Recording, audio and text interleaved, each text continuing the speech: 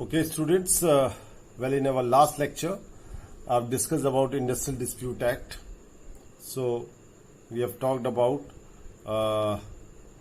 little about what is Industrial Dispute Act and all, which is already loaded on Moodles on YouTube, right? I'm giving link on the Moodle, as you know, so you can always access from there. Now, we have already done these first two slides. That what is Industrial Dispute Act? So it is basically a dispute either between the employer and the workman, or the employer and employment, or workman and workman. But majorly the first one is more important, which is talking about the employer and the workman. So the dispute between employee on the one side and the employer on the other side, that gives rise to industrial dispute. But these are inclusive of dispute between employer and workman also. That day also I have explained this. Now you must be knowing that workers are represented by their trade unions. They are the association of the workers, and employers, they too have their associations. However, employer can deal by their own also. जैसे एक company है तो company का management employer है, तो वो अपने workers के एसोसिएशन के साथ अपने डिस्प्यूट सुलझा सकता है. अगर नहीं सुलझते तो they lead to labour code, labour tribunal, अलग अलग फोरम्स हैं for the settlement of dispute. So this thing was already discussed. You can go through the earlier lecture as well. Then the dispute, again, as I told you, employer, employees, workmen and workmen. ठीक है. Dispute may be connected with employment, non-employment, terms of employment, conditions of labor. यानी कि जो terms and conditions of employment है उससे related है. ठीक है. और नॉन एम्प्लॉयमेंट का मतलब है अगर किसी को एम्प्लॉयमेंट से निकाल दिया गया है तो उसकी परिस्थिति में क्या होगा. तो डिस्प्यूट हर तरह के हो सकते हैं. जब हम नौकरी कर रहे हैं, when we are engaged in doing some work somewhere in some organization, then also dispute can take place between the employer and the employee. Similarly,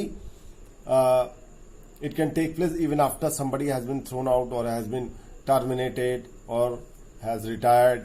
Then also dispute may arise. It depends on the circumstances. Right. So then we shall talk about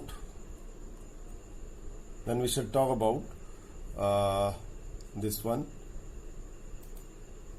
Now the first topic that we are going to deal with amongst the variety of topics is that is a strike. Now this is section 2Q.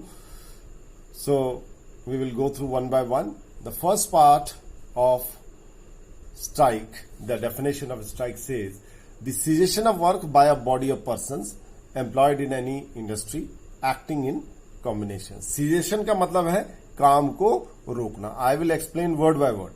Cessation of work का मतलब होता है काम को रोकना. यानी कि strike में क्या होता है, काम को रोक दिया जाता है. किनके द्वारा? By the body of person employed in any industry. यानी कि जो एम्प्लॉइज हैं या उनके जो एसोसिएशंस हैं, ठीक है, वो किसी भी इंडस्ट्री में अगर काम अपना करना बंद कर देते हैं. कैसे? एक्टिंग इन कॉम्बिनेशन, यानी कि एक दूसरे को कोऑर्डिनेट करते हुए, एक दूसरे को मोटिवेट करते हुए कि चलो भाई हमें स्ट्राइक करनी है, इसलिए वर्ड कॉम्बिनेशन लिखा है. ठीक है भाई. एक अकेला आदमी अगर बोले मैं स्ट्राइक पे हूं तो कोई शायद ध्यान नहीं देगा. बट बहुत सारे लोग या बहुत सारे एक से ज्यादा एसोसिएशन अक्रॉस द इंडस्ट्री अगर स्ट्राइक पे जाती हैं तो नेचुरली एम्प्लॉयर्स को ध्यान देना पड़ेगा. So that's why the word combination is used. Then a concerted refusal. Concerted का मतलब अपनी तरफ से बिल्कुल क्लियरली इंडिकेट करना कि हम काम नहीं करेंगे. कंसर्टेड मतलब सब इकट्ठा होकर अपना एक मत राय दे रहे हैं कि हम काम नहीं करेंगे. और refusal under a common understanding, यानी कि 2-3 यूनियंस या उससे ज्यादा यूनियंस या एक यूनियंस और उसके जितने भी वर्कर्स हैं वो सब डिसाइड करते हैं कि भाई हम काम नहीं करेंगे. ठीक है. So in that kind of situation strike will take place. ठीक है. So under a common understanding, यानी कि अपनी कॉमन अंडरस्टैंडिंग है कि हमें काम नहीं करना है, of any number of persons, चाहे वो 1 हो, 2 हो, 10 हो, 20 हो, 50 हो, 1000 हो. ठीक है. और have been so employed to continue to work और एक्सेप्ट एम्प्लॉयमेंट, यानी कि वो एम्प्लॉयमेंट में है या उन्होंने एम्प्लॉयमेंट को किसी भी ऑर्गेनाइजेशन में एक्सेप्ट किया है. ठीक है. और वो बतौर एक वर्कर या एम्प्लॉय के तौर पे काम कर रहे हैं. तो वो सब इकट्ठा मिलके अगर डिसाइड करते हैं कि हमें काम नहीं करना है, तो वो स्ट्राइक कहलाएगी। जो बॉटम लाइन यहाँ पे इन दोनों पॉइंट से निकल के आता वो ये है कि नंबर 1 काम रोका जाता है। कॉम्बिनेशन के मतलब लोग एक दूसरे का हाथ मिलाते हैं, हाथ बटाते हैं, कोऑर्डिनेट करते हैं और डिसाइड करते हैं कि हमें काम नहीं करना है। कंसर्टेड रिफ्यूजल का मतलब आपस की सहमति से हम रिफ्यूज करते हैं, that we refuse to work, right. एक कॉमन अंडरस्टैंडिंग हमारी हुई है कि हम सब में से कोई भी काम नहीं करेगा, ठीक है। कितने भी लोग हो सकते हैं, कम ज्यादा जितने भी लोग हो सकते हैं, ठीक है, जो कि किसी भी ऑर्गेनाइजेशन में एम्प्लॉयड है या उन्होंने एम्प्लॉयमेंट को एक्सेप्ट किया हुआ है। सो this is the meaning of your strike and the following ingredients can be postulated from the definition of a strike. So these are the things we can deduce.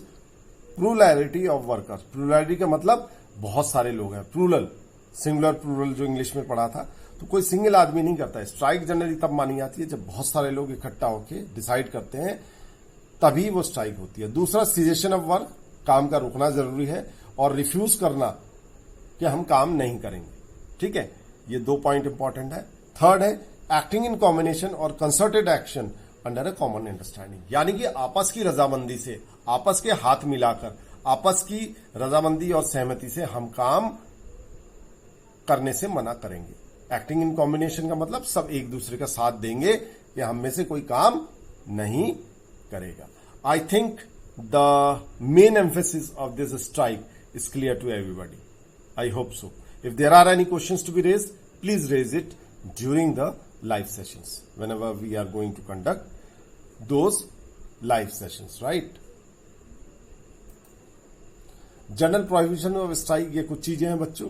During the pendency of conciliation proceeding before a board and 7 days after conclusion of such proceeding. अभी ये conciliation वगैरह जो है ये special proceedings होती हैं, ये हम इस बाद में अभी डिस्कस करेंगे। देखिए, conciliation proceeding का मतलब ये है कि एक प्रोसीडिंग है जिसमें वर्कर्स और एम्प्लॉयर्स के बीच के डिफरेंसेस को कम किया जाता है, कॉन्सलेशन किया जाता है, यानी कि उसको कम किया जाता है, उसको मिटिगेट किया जाता है, कम किया जाता है, ठीक है। और उसके लिए कॉन्सलेशन बोर्ड भी बनाया जाता है। तो मान लीजिए पहला पॉइंट ये कहता है कि ड्यूरिंग द पेंडेंसी, यानी कि मान लीजिए कहीं पे कॉन्सलेशन प्रोसीडिंग चल रही है, किसी कंपनी के मैनेजमेंट और उसके वर्कर्स के बीच में कॉन्सलेशन प्रोसीडिंग चल रही है। कॉन्सलेशन का मतलब होता है टू रिकंसाइल, यानी कि अपने झगड़े को निपटाना, आपस की बातचीत से हम उस झगड़े को निपटाते हैं कॉन्सलेशन प्रोसीडिंग या कॉन्सलेशन बोर्ड, तो यही होता है कॉन्सलेशन में। तो and 7 days after the conclusion of such proceeding. तो पेंडेंसी का मतलब है मान लीजिए कहीं पे कॉन्सलेशन प्रोसीडिंग चल रही है, तो वहां पे तब तक स्ट्राइक नहीं होनी चाहिए जब तक कॉन्सलेशन प्रोसीडिंग चल रही है। और दूसरा, कॉन्सलेशन प्रोसीडिंग खत्म होने के 7 दिन बाद तक किसी भी तरह की स्ट्राइक नहीं होनी चाहिए।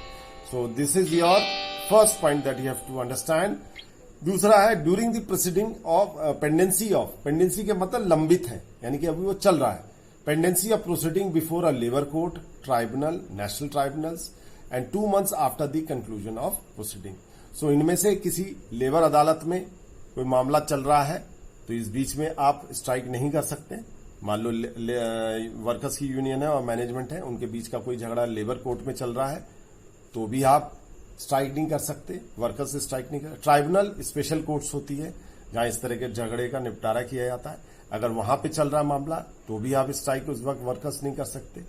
नेशनल ट्राइब्यूनल जो हाईएस्ट लेवल है, वहां पे भी अगर मान लीजिए कोई केस पेंडेंसी में है, यानी कि वो अभी लंबित है, चल रहा है, ठीक है, तो भी आप स्ट्राइक नहीं कर सकते। और after 2 months after the conclusion of such proceeding, मान लीजिए प्रोसीडिंग आज खत्म होती है तो अगले 60 दिन तक किसी भी तरह की स्ट्राइक वर्कर्स नहीं करेंगे। सो this is the emphasis of these 2 points, number A and B. If you have any reasonable questions, please raise it during the live sessions. That's it for today.